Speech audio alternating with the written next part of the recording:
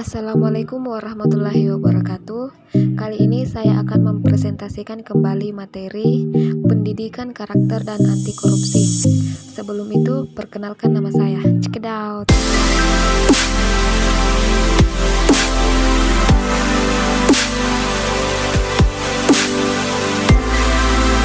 Oke, baik. Kali ini saya akan menjelaskan tentang korupsi. Nah, apa sih itu korupsi? Korupsi adalah suatu perbuatan yang dilakukan dengan sebuah maksud untuk mendapatkan beberapa keuntungan yang bertentangan dengan tugas resmi dan kebenaran lainnya. Nah, selanjutnya yaitu dampak masif korupsi. Apa saja sih yang termasuk dalam dampak masif korupsi? Yang pertama itu dampak ekonomi, yang kedua dampak sosial dan kemiskinan masyarakat, yang ketiga dampak bagi runtuhnya otoritas pemerintah, yang keempat dampak terhadap politik dan demokrasi, yang kelima dampak terhadap penegakan hukum, yang keenam dampak terhadap pertahanan dan keamanan, yang ketujuh dampak terhadap kerusakan lingkungan. Nah, apa saja sih dampak ekonomi? Nah, dampak ekonomi yang pertama itu lesunya pertumbuhan ekonomi dan investasi.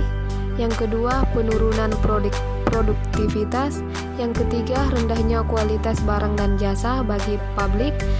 Yang keempat, menurunnya pendapatan negara dari sektor pajak. Yang kelima, meningkatnya hutang negara. Selanjutnya, dampak sosial dan kemiskinan masyarakat. Yang pertama, mahalnya harga jasa dan pelayanan publik. Yang kedua, pengentasan kemiskinan berjalan lambat. Yang ketiga, terbatasnya akses bagi masyarakat miskin. Yang keempat, meningkatnya angka kriminalitas. Yang kelima, solidaritas sosial semakin langka dan demoralisasi. Next, dampak bagi runtuhnya otoritas pemerintah. Yang pertama, matinya etika sosial politik. Kekuatan politik sangat dominan, sehingga suatu kelompok politik akan rela melindungi anggotanya dengan segala cara, meskipun anggotanya tersebut jelas-jelas bersalah atau melakukan korupsi. Yang kedua, tidak efektifnya peraturan dan perundang-undangan. Perundang-undangan untuk mengatur sesuatu yang substansial dan merupakan instrumen bagi kebijakan untuk memecahkan suatu masalah. Yang kedua, aparat hukum yang semestinya menyelesaikan masalah dengan fair dan tanpa adanya unsur pemihakan, seringkali harus mengalahkan integritasnya dengan menerima suap iming-iming gratifikasi. Yang ketiga, birokrasi tidak efisien. Fungsi birokrasi diadakan yaitu untuk memberikan pelayanan kepada publik. Banyak investor yang tertarik untuk menanamkan modalnya ke Indonesia, namun untuk mendapatkan perizinan usaha dan investasi harus melalui birokrasi yang panjang dan berbelit atau suap. Next, dampak terhadap politik dan demokrasi. Yang pertama, munculnya kepemimpinan yang korup. Kondisi politik yang carut-marut dan cenderung sangat koruptif menghasilkan masyarakat yang tidak demokratis. Perilaku koruptif dan tindak korupsi dilakukan dari tingkat yang paling bawah. Yang kedua, hilangnya kepercayaan publik pada demokrasi.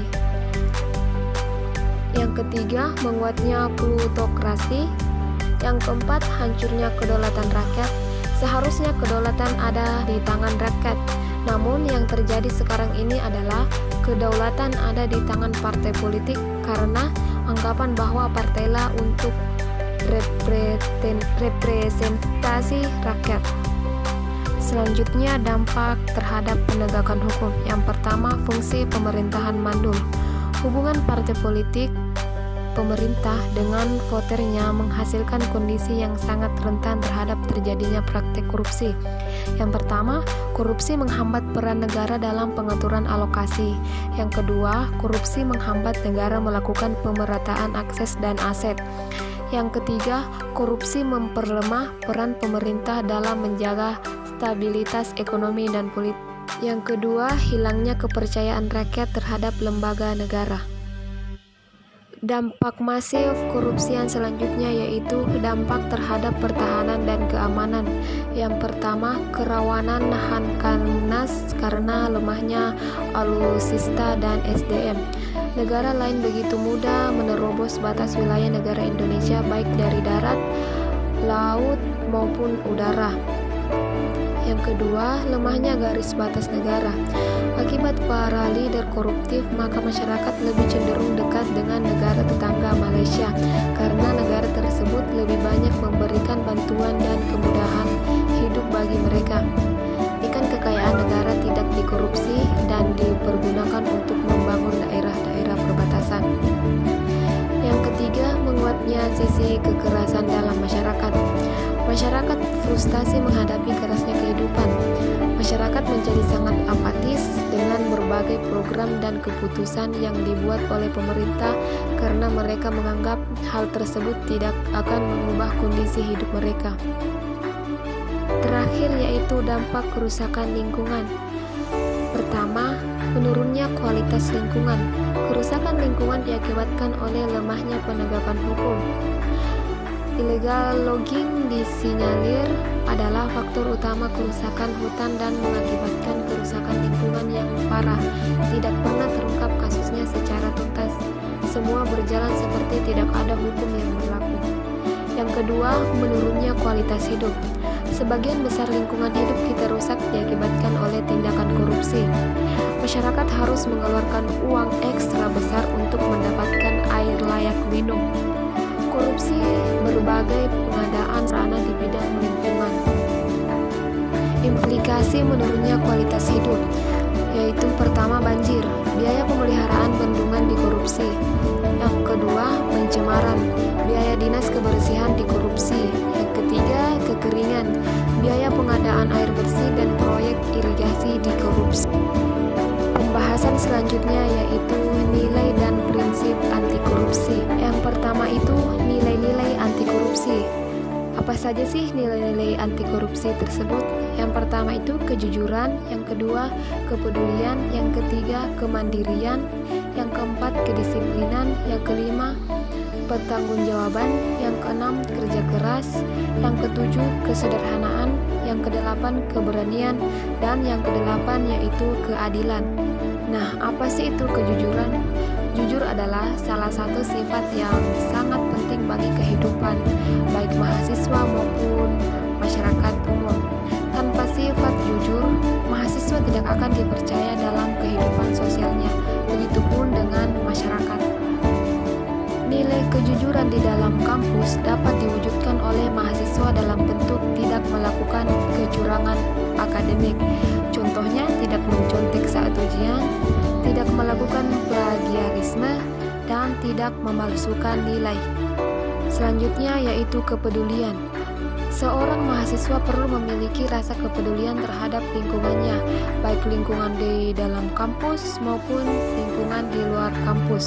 Wujudnya seperti memantau jalannya proses pembelajaran, memantau sistem pengelolaan sumber daya di kampus, memantau kondisi infrastruktur lingkungan kampus, mengindahkan seluruh peraturan dan ketentuan yang berlaku di dalam kampus dan di luar kampus. Yang ketiga, kemandirian. Karakter kemandirian seorang mahasiswa diwujudkan dalam mengerjakan semua tanggung jawab dengan usahanya sendiri dan bukan orang lain. Wujudnya seperti mengerjakan soal ujian secara mandiri, mengerjakan tugas akademik secara mandiri, menyelenggarakan kegiatan kemahasiswaan secara swadana. Selanjutnya yaitu kedisiplinan. Disiplin adalah ketaatan atau kepatuhan kepada peraturan. Selanjutnya, tanggung jawab. Mahasiswa yang memiliki rasa tanggung jawab akan memiliki kecenderungan menyelesaikan tugas lebih baik dibanding mahasiswa yang tidak memiliki rasa tanggung jawab. Wujud tanggung jawab contohnya yaitu belajar sungguh-sungguh, lulus tepat waktu dengan nilai baik, mengerjakan tugas akademi dengan baik, menjaga amanah dan kepercayaan yang diberikan. Selanjutnya, kerja keras. Bekerja keras didasari dengan adanya kemauan. Kemauan yaitu pendirian, pengendalian diri, keteguhan, pantang. Selanjutnya, sederhana. Gaya hidup sederhana sebaiknya perlu dikembangkan sejak mahasiswa, mengenyam masa pendidikannya. Selanjutnya, keberanian. Keberanian mahasiswa akan semakin matang diiringi dengan keyakinannya. Dan yang terakhir yaitu keadilan. Bagi mahasiswa, karakter adil ini perlu sekali dibina sejak masa perkuliahannya agar mahasiswa dapat belajar, mempertimbangkan dan mengambil keputusan secara adil dan benar. Pembahasan terakhir yaitu prinsip-prinsip anti korupsi. Yang pertama, akuntabilitas, yang kedua, transparansi, yang ketiga, kewajaran, yang keempat, kebijakan dan kontrol kebijakan. Yang pertama itu akuntabilitas. Akuntabilitas adalah kesesuaian antara aturan dan pelaksanaan kerja. Yang kedua, transparansi. Pemberantasan korupsi dimulai dari transparansi dan mengharuskan semua proses kebijakan dilakukan secara terbuka, sehingga segala bentuk penyimpangan dapat diketahui oleh publik. Yang ketiga, kewajaran. Prinsip fairness atau kewajaran ini ditujukan untuk mencegah terjadinya manipulasi ketidakwajaran dalam pelanggaran. Yang keempat, kebijakan. Dalam membuat kebijakan atau aturan main tentang kegiatan kemahasiswaan harus mengindahkan seluruh aturan dan ketentuan yang berlaku di kampus. Yang terakhir, kontrol kebijakan. Kontrol kebijakan merupakan upaya agar kebijakan yang dibuat betul-betul efektif dan mengeliminasi sebuah bentuk korupsi. Kontrol kebijakan ada dua, yaitu menawarkan alternatif kebijakan baru yang dianggap lebih layak.